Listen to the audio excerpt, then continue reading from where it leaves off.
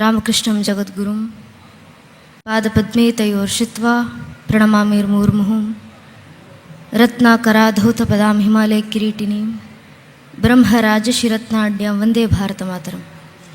ಕ್ಷೇತ್ರದೇವರ ಪಾದರವಿಂದಗಳಲ್ಲಿ ಶರಣಾಗತಿಯನ್ನು ಬೇಡ್ತಾ, ಕ್ಷೇತ್ರದ ಎಲ್ಲೂ ಗುರುವೆರೆಣ್ಯರ ಪಾದರವಿಂದಗಳಲ್ಲಿ ಶರಣಾಗತಿಯನ್ನು ಕೋರ್ತಾ, ವ್ಯಾಸಪೀಠದ ಮೇಲೆ ಆಸೀನರಾಗಿರುವಂಥ ಪರಮ ಪೂಜನೀಯ ದಿವ್ಯತ್ರಿಯರಿಗೆ, ಎಲ್ಲ ವಿದ್ವತ್ ಗಣ್ಯರಿಗೆ, ನೆರೆದಿರುವಂಥ ಎಲ್ಲ ನನ್ನ ನೆಚ್ಚಿನ ದೇಶಭಕ್ತ ಬಾಂಧವರಿಗೆ, ಮಾತಾ ಭಗಿಣಿಯರಿಗೆ ಹಾಗೂ ಎಲ್ಲ ಹಿರಿಕಿರಿಯರ ಪಾದಗಳಿಗೆ ನಾನು ಹಣೆ ಹೆಚ್ಚಿ ನಮಸ್ಕರಿಸ್ತೇನೆ.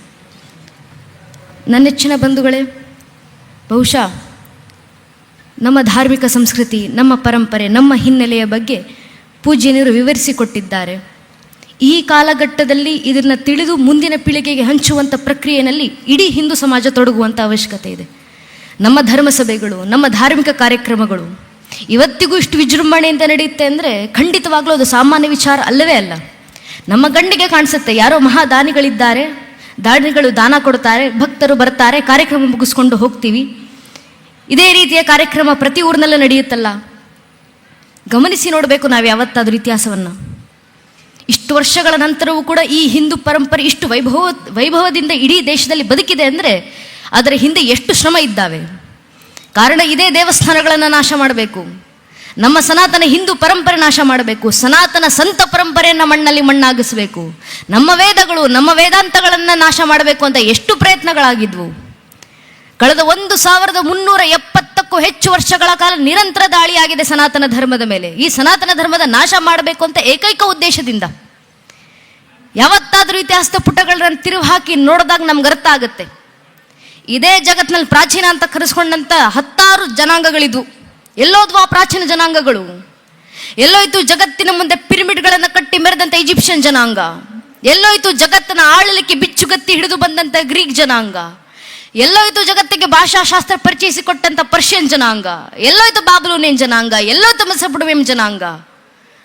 ಪ್ರಾಚೀನ ಅಂತ ಕರೆಸ್ಕೊಂಡಂಥ ಜಗತ್ತಿನ 10 ಜನಾಂಗಗಳು, 35 ಜನಾಂಗಗಳು ಸುಮಾರು ಮಣ್ಣಲ್ಲಿ ಮಣ್ಣಾಗಿ ಹೋಗಿದ್ದಾವೆ. ನಮ್ಮ ಕಣ್ಣು ಮುಂದೆ ಕಣ್ಣು ತೆರೆದಂಥ 100 ಮತಪಂಥಗಳು ಕಣ್ಮರೆಯಾಗಿ ಹೋಗಿದ್ದಾವೆ. ಯಾಕೆ? ತಮ್ಮ ಮೇಲಾದಂಥ 10, 20, 40, 50 ವರ್ಷದ ದಾಳಿಗಳನ್ನ ಪರಿಕೆಯ ಒಂದೇ ಒಂದು ಜನಾಂಗದ ದಾಳಿಯನ್ನ ತಡೆಯುವಷ್ಟು ಸಾಮರ್ಥ್ಯ ಇಲ್ಲದೆ ಈ ಪ್ರಾಚೀನ ಜನಾಂಗಗಳು ಮಣ್ಣಲ್ಲಿ ಮಣ್ಣಾಗಿ ಹೋದು, ಇತಿಹಾಸದ ಮುಖಪುಟಗಳಿಂದ ಅಳಿಸಿ ಹೋದವು. ಇವತ್ತು ಆ ಪ್ರಾಚೀನ ಜನಾಂಗಗಳನ್ನ ನಾವು ದಿ ಡೆಡ್ ಸಿವಿಲೈಸೇಷನ್ ಅಂತ ಕರಿತೀವಿ, ಸತ್ತ ಜನಾಂಗ. ಆ ಜನಾಂಗಗಳು ಮಾತಾಡ್ತಿದ್ದಂಥ ಭಾಷೆಯನ್ನ ದಿ ಡೆಡ್ ಲ್ಯಾಂಗ್ವೇಜ್ ಅಂತ ಕರಿತೀವಿ. ಆ ಜನಾಂಗಗಳು ಆರಾಧಿಸಿದಂಥ ದೇವರುಗಳನ್ನ ದಿ ಡೆಡ್ ಗಾಡ್ಸ್ ಅಂತ ಕರಿತೀವಿ, ಸತ್ತ ದೇವರುಗಳು. ಯಾಕೆ? ಆ ಜನಾಂಗಕ್ಕೆ ಸೇರಿದಂಥ ಆ ದೇವರುಗಳನ್ನ ಆರಾಧಿಸ್ಲಿಕ್ಕೆ ಆ ಜನಾಂಗದ ಒಬ್ಬ ವ್ಯಕ್ತಿ ಇವತ್ತು ಜೀವ ಸಹಿತ ಜಗತ್ತಿನಲ್ಲಿ ಉಳಿದಿಲ್ಲ. ಮಣ್ಣಲ್ಲಿ ನಾಶವಾಗಿ ಹೋದವಲ್ಲ ಆ ಜನಾಂಗಗಳು. ಆದ್ರೆ ನಮ್ಮ ಸನಾತನ ಧರ್ಮದ ಮೇಲೆ 10, 20, 40, 50 ವರ್ಷ ಅಲ್ಲ ನನ್ನ ನೆಚ್ಚಿನ ಬಂಧುಗಳೇ, 1370ಕ್ಕೂ ಹೆಚ್ಚು ವರ್ಷ ನಿರಂತರ ದಾಳಿ ಆಯಿತು. ಇಷ್ಟು ವರ್ಷ ನಮ್ಮ ಮೇಲೆ ದಾಳಿ ಮಾಡಿದವರು ಒಂದೆರಡು ಪರಕೀಯ ಜನಾಂಗ ಅಲ್ಲ, ಎಷ್ಟು ಪರಕೀಯ ಜನಾಂಗಗಳ ಸರಣಿ ದಾಳಿಗಳು. ಮೊಘಲರು ಬಂದರು, ತುರ್ಕರು ಬಂದರು, ಅರಬ್ಬರು ಬಂದರು, ಅಫ್ಘನರು ಬಂದರು, ಪೋರ್ಚುಗೀಸರು ಬಂದರು, ಡಚ್ಚರು ಬಂದರು, ಫ್ರೆಂಚರು ಬಂದರು, ಇಂಗ್ಲಿಷರು ಬಂದರು, ಶಕರು ಬಂದರು, ಹೂಣರು ಬಂದರು. ಇವರೆಲ್ಲರೂ ಬಂದು ನಮ್ಮ ಮೇಲೆ ದಾಳಿ ಮಾಡಿದ ನಂತರವೂ ಇವತ್ತಿಗೂ ಸನಾತನ ಹಿಂದೂ ಧರ್ಮವಾಗಿ ಜೀವಂತವಾಗಿದೆ. ಜಗತ್ನಲ್ಲಿ 100 ಕೋಟಿ ಹಿಂದೂಗಳು ಇವತ್ತಿಗೂ ಧರ್ಮಾಚರಣೆ ಮಾಡ್ತೀವಿ. ಅಷ್ಟು ಯಾಕೆ? ಇದು ನಮ್ಮದೇ ದೇವಸ್ಥಾನದ ಮೇಲೆ ಟಿಪ್ಪು ಸುಲ್ತಾನನ ದಾಳಿ ಆದಾಗಲೂ ಕೂಡ ಅದನ್ನ ತಡಿಲಿಕ್ಕೆ ಮಾನವರು ನಿತ್ರೋ ಇಲ್ಲವೋ ಗೊತ್ತಿಲ್ಲ, ಭಗವಂತನಿದ್ದು ಕಾಯ್ದುಕೊಂಡಿದ್ದಾನೆ ಈ ದೇವಸ್ಥಾನವನ್ನ, ಈ ಧರ್ಮಕ್ಷೇತ್ರವನ್ನ. ಈ ಧರ್ಮ ರಕ್ಷಣೆ ಮಾಡಲಿಕ್ಕೆ ಮನುಷ್ಯರು ಪರಿಶ್ರಮ ಪಟ್ಟಿದ್ದಾರೆ. ಭಗವಂತ ಖುದ್ದು ನಿಂತು ಧರ್ಮ ರಕ್ಷಣೆಯನ್ನ ಮಾಡಿದ್ದಾನೆ. ಯಾಕೆ? ಇದು ಭಗವಂತ ಕೊಟ್ಟಂತ ಮಾತು. ಇಡೀ ಭಗವದ್ಗೀತೆಯ ಕೊನೆಯ 18ನೇ ಅಧ್ಯಾಯದ ಕೊನೆ 78ನೇ ಶ್ಲೋಕ, ಗೀತಾಚಾರ್ಯ ಕೃಷ್ಣ ಅರ್ಜುನನಿಗೆ ನೀಡಿದಂತ ಕೊನೆಯ ಮಾತು, ಯತ್ರ ಯೋಗೇಶ್ವರ ಕೃಷ್ಣ ಯತ್ರ ಪಾರ್ಥ ಧನುರ್ಧರಃ ತತ್ರ ಶ್ರೀ ವಿಜಯಭೂರ್ತಿ ಧ್ರುವಾನಿ ತಿರ್ಮಮ. ಎಲ್ಲಿ ನಾನು ಯೋಗೇಶ್ವರ ಕೃಷ್ಣನಿರ್ತೀನೋ, ಎಲ್ಲಿ ನನ್ನನ್ನು ಪಾಲಿಸುವಂತ ಭಕ್ತಾದಿಗಳಿರ್ತೀರೋ ಅಲ್ಲೆಲ್ಲ ನಿತ್ತು ಧರ್ಮ ರಕ್ಷಣೆ ಮಾಡುವಂತ ಕೆಲಸಕ್ಕೆ ನಾನೇ ಮುಂದೆ ಬರ್ತೀನಿ ಅಂತ ಭಗವಂತ ಕೊಟ್ಟಂತ ಮಾತು. ಅಲ್ಲೆಲ್ಲ ಧರ್ಮ ಕಾರ್ಯಕ್ಕೆ ನಾನ್ ಜಯವನ್ನ ತಂದು ಕೊಡ್ತೀನಿ. ಮಾತು ಹೇಳಿದ್ದು ಸಾಮಾನ್ಯರ. ಧರ್ಮ ರಕ್ಷಣೆಗೆ ನಾನು ನಿಂತಿದ್ದೀನಿ, ಧರ್ಮ ಕೆಲಸಕ್ಕೆ ನಾನು ಜಯವನ್ನು ತಂದು ಕೊಡ್ತೀನಿ ಹೇಳಿದ್ಯಾರು ಮಾತನ್ನ? ಭಗವದ್ಗೀತೆಯನ್ನು ಓದಿದಾಗ ನಮ್ಗೆ ಅರ್ಥ ಆಗೋದು ಸಾಮಾನ್ಯ ಮನುಷ್ಯರು ಆಡಿದಂತ ಮಾತಲ್ಲ. ಮನುಷ್ಯರು ಬರೆದಿಟ್ಟು ಹೋದಂತ ಸಾಹಿತ್ಯವಲ್ಲ, ಮನುಷ್ಯರು ಬರೆದಿಟ್ಟು ಹೋದಂತ ಪುಸ್ತಕ ಅಲ್ಲ, ಅದು ಭಗವಂತನ ನುಡಿ. ಇಷ್ಟೆಲ್ಲ ಮಾತಾಡ್ತೀಯಲ್ಲಪ್ಪ ನೀನು, ಸೂರ್ಯನಿಗೆ ಉಪದೇಶ ಮಾಡದೆ ನೀನು ಹೇಳ್ತೀಯ, ಯಮನಿಗೆ ಉಪದೇಶ ಮಾಡದೆ ನೀನು ಅಂತ ಹೇಳ್ತೀಯ, ಯಾವ್ದ್ಯಾವ್ದೋ ಸಂಖ್ಯಾ ಯೋಗಗಳನ್ನ ಹೇಳ್ತೀಯ, ಇದರೆಲ್ಲ ಸೃಷ್ಟಿಕರ್ತ ಮೂಲ ನಾನೇ ಅಂತ ಹೇಳ್ತೀಯ. ಜಗತ್ತಿನಲ್ಲಿ ಯಾವುದೂ ಜಡವಸ್ತು ಇಲ್ಲ, ಎಲ್ಲಾ ವಸ್ತುಗಳಲ್ಲೂ ಚೈತನ್ಯ ತುಂಬಿ ನಿಂತಿರುವಂತ ಚೈತನ್ಯ ಮೂರ್ತಿ ನಾನೇ ಅಂತ ಬೇರೆ ಹೇಳ್ಕೊಂತೀಯ. ನೀನ್ ಯಾರು? ಇಷ್ಟೆಲ್ಲ ಉಪದೇಶ ನನಗೆ ಮಾಡದಲ್ಲ, ನೀನ್ ಯಾರಪ್ಪ ಈ ಮಾತನ್ನು ಹೇಳ್ತಿರೋದು ಅಂತ ಅರ್ಜುನ ಕೃಷ್ಣನಿಗೆ ಪ್ರಶ್ನೆ ಮಾಡಿದಾಗ 11ನೇ ಅಧ್ಯಾಯದಲ್ಲಿ ವಿಶ್ವರೂಪ ಸಂದರ್ಶನವನ್ನು ತೋರಿದಂತ ವಿರಾಟ ಸ್ವರೂಪದಲ್ಲಿ ನಿಂತಂತ ಕೃಷ್ಣ ಪರಮಾತ್ಮ ಅರ್ಜುನನಿಗೆ ಹೇಳಿದ್ದು ಭಗವದ್ಗೀತೆ ಹೇಳಿದ್ಯಾರು? ಅಹಂ ಆತ್ಮ ಗುದಾಕೇಶ ಸರ್ವಭೂತಶ ಸ್ಥಿತ ಆದಿಶ್ಯ ಮಧ್ಯಂಚ ಭೂತಾನಮಂತೇವ ಚ. ಅರ್ಜುನ, ಆದಿಯೂ ನಾನೇ, ಅಂತ್ಯವೂ ನಾನೇ, ಭೂತಕಾಲವೂ ನಾನೇ, ಭವಿಷ್ಯತ್ ಕಾಲವೂ ನಾನೇ, ಪ್ರಸ್ತುತ ಕಾಲವೂ ನಾನೇ.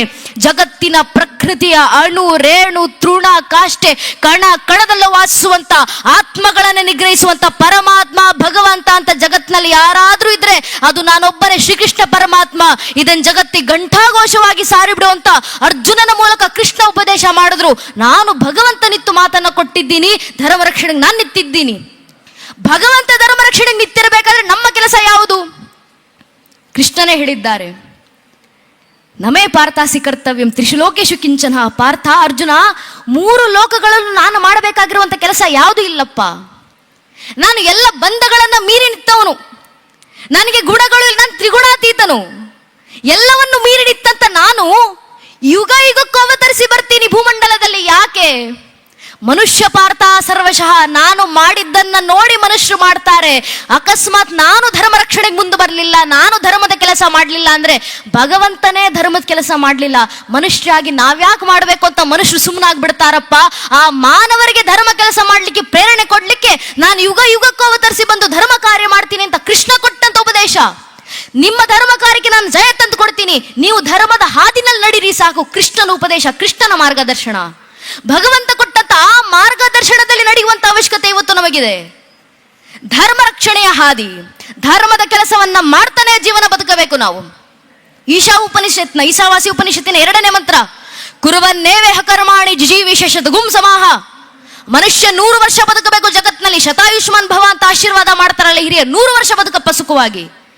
100 ವರ್ಷ ಹೇಗೆ ಬದುಕಬೇಕು? ಕುರುವನ್ನೇವೇಹ ಕರ್ಮಾಣಿ, ಧರ್ಮ ಕರ್ಮವನ್ನ ಮಾಡ್ತಾ 100 ವರ್ಷ ಬದುಕಬೇಕು. ಅದು ಸಾರ್ಥಕ 100 ವರ್ಷದ ಜೀವನ. ಅಂತ ಜೀವನ ಬದುಕುವಂತ ಪ್ರೇರಣೆಯನ್ನ ತೊಡೋಣ, ಧರ್ಮಕ್ಕೋಸ್ಕರ ಕೆಲಸ ಮಾಡೋಣ, ಧರ್ಮ ರಕ್ಷಣೆಗೋಸ್ಕರ. ನನ್ನ ನಿಮ್ಮ ಪೂರ್ವಿಕರು ಎಷ್ಟೆಲ್ಲ ಶ್ರಮ ಪಟ್ಟಿದ್ರು, ಆ ಧರ್ಮ ಇವತ್ತು ನಮ್ಮ ಕೈಗೆ ಬಂದು ಸೇರಿದೆ.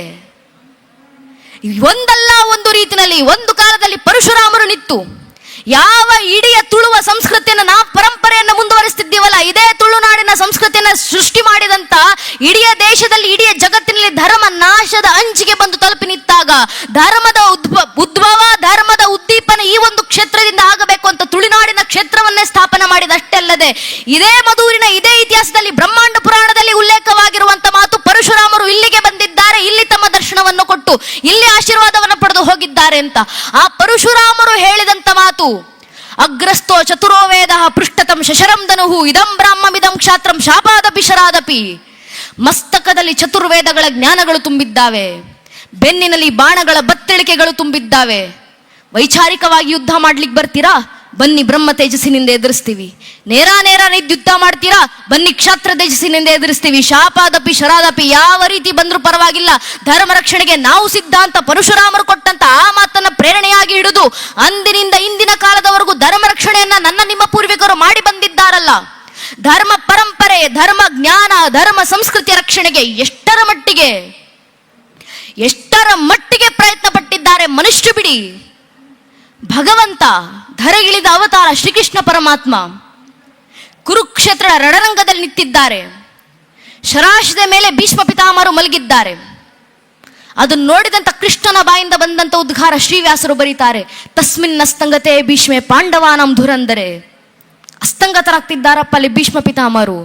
ಅಲ್ಲಿ ಭೀಷ್ಮರು ಮಾತ್ರ ಸಾಯ್ತಿಲ್ಲ, ಅವರ ಹತ್ರ ಇರುವಂತ ಸಮಸ್ತ ಪಾಂಡುಕುಲದ ಕುರುವಂಶದ ಜ್ಞಾನ ನಾಶವಾಗಿ ಹೋಗ್ತಿದೆ. ಯಾರು ಸತ್ರು ಪರವಾಗಿಲ್ಲ, ಅವರ ಹತ್ರ ಇರುವಂತ ಧರ್ಮ ಜ್ಞಾನ ಸಾಯುವಂತಿಲ್ಲ.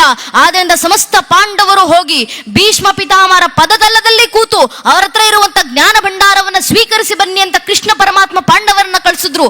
ಆಗ ಪಾಂಡವರು ಭೀಷ್ಮ ಪಿತಾಮಹರ ಪದದಲ್ಲದಲ್ಲಿ ಕೂತು ಕೈ ಮುಗಿದು ಧರ್ಮ ಜ್ಞಾನವನ್ನ ಬೇಡಿದಾಗ ಭೀಷ್ಮ ಪಿತಾಮಹರು ಕೊಟ್ಟಂತ ಧರ್ಮ ಜ್ಞಾನ, ತಮ್ಮ ಕೊನೆ ಕ್ಷಣಗಳಲ್ಲಿ ಆಡಿದಂತ ಮಾತು, ಅದನ್ನೇ ಇವತ್ತು ವಿಷ್ಣು ಸಹಸ್ರನಾಮ ಅಂತ ದೇಶದ 100 ಕೋಟಿ ಹಿಂದೂಗಳು ಮನೆಗಳಲ್ಲೂ ಪ್ರತಿನಿತ್ಯ ಪಠಿಸ್ತಾರೆ. ನೆರವೇರಿಸ್ತಾ ಇದ್ದೀವಿ.